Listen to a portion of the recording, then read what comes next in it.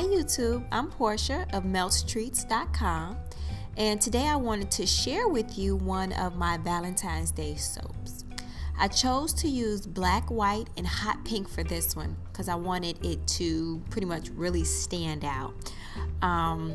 So let's just go ahead and get started. So you see I already have my butters melted. I'm gonna go ahead and add in my lye, or my sodium hydroxide.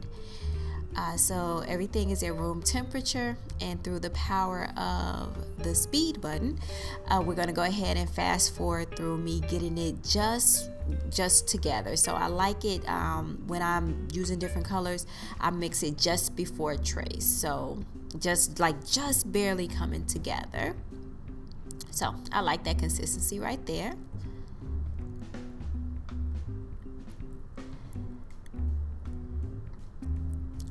And I'm gonna go ahead and divide my batch into the three different bowls.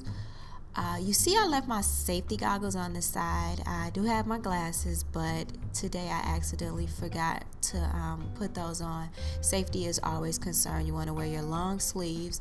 You want to make sure you have on your gloves and safety goggles. Very important. Okay, that's going to be my second batch there. Well, second color. Then we're going to follow that up. Like I said, I have my hot pink in there, so that's going to be my pop of color.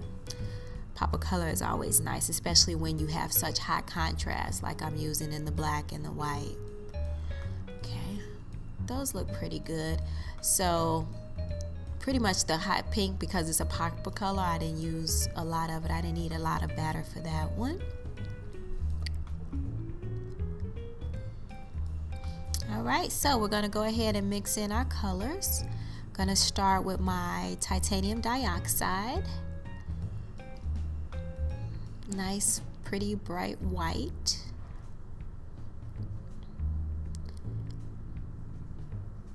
Going to get that all blended in nice and quickly.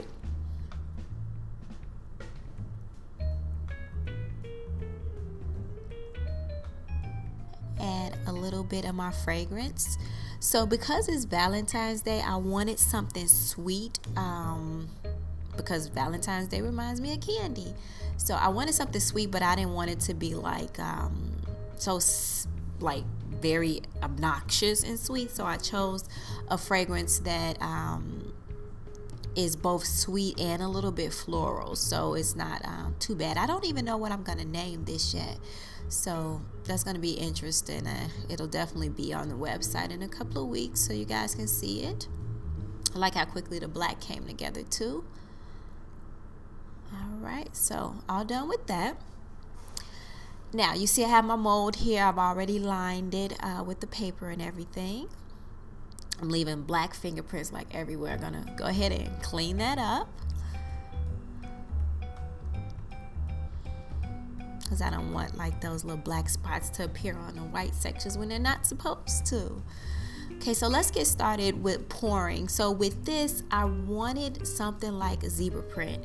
So that's gonna be pouring pretty much one color right on top of the other, and the goal is to stay in the middle.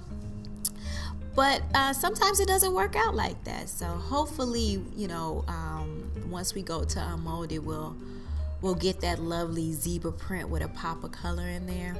Like I say, hopefully, because as you can see, I'm trying to stay in the middle, but it has the mind of its own, the batter. And as I'm pouring it in, I am stirring it because it likes to set up on you real quick. But so far so good. It doesn't look too bad. I love how that pink just pops. It's just like, bam, here I am. Look at me. I demand attention. Batter's starting to get thick on me, but not to worry. I'm near the end, so.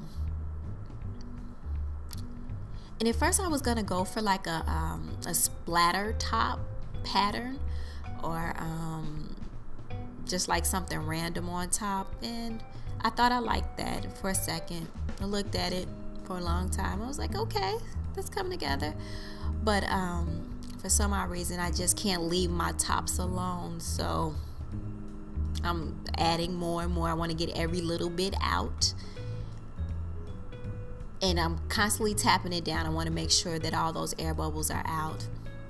Come in with my skewer, adding more dimension to the top. I just didn't want to leave the splatter. I thought I wanted to, but I didn't. So I decided to do some little swirly swirls on the top. Then I had to walk away from that, clean it up. You don't want to swirl too much because then it looks like a mess, and you don't want your blacks to swirl with the whites. It'll be gray. That's certainly not what I'm looking for. So that's what we got. I'm gonna put this to bed and go ahead and let it harden.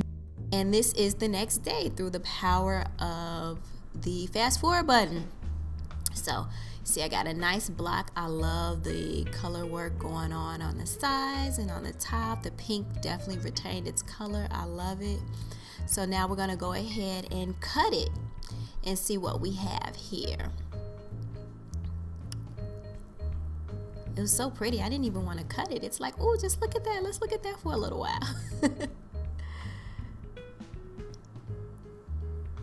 So line it up. You can't see my line too well, but I do have like a little line on there so I can get them as close to the same size as possible. Uniformity is important, but because this is a handmade product, some will be maybe slightly different, but it won't vary too much. I always love to cut into get the first piece out. Let's see what we have. Gorgeous, love it. Look at that. I'm not mad at that. I love it. Okay, let us continue. I always like to cut a few just to see. After a while, of course, it's the same thing over and over again, but still, why not? And the smell that's coming off of here, it more so definitely does remind me of candy. So the name for it may have something to do with candy or delicious, because that's how it smells. Absolutely yummy.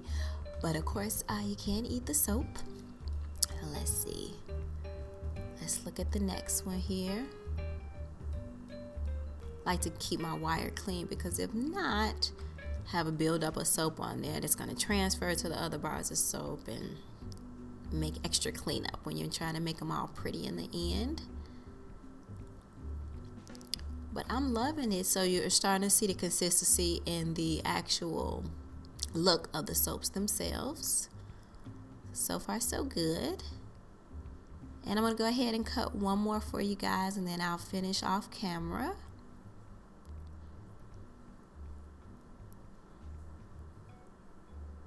All right. Come on now. All right. There we go. So guys, thanks so much for joining me, Portia, here at meltstreats.com. Have a good one.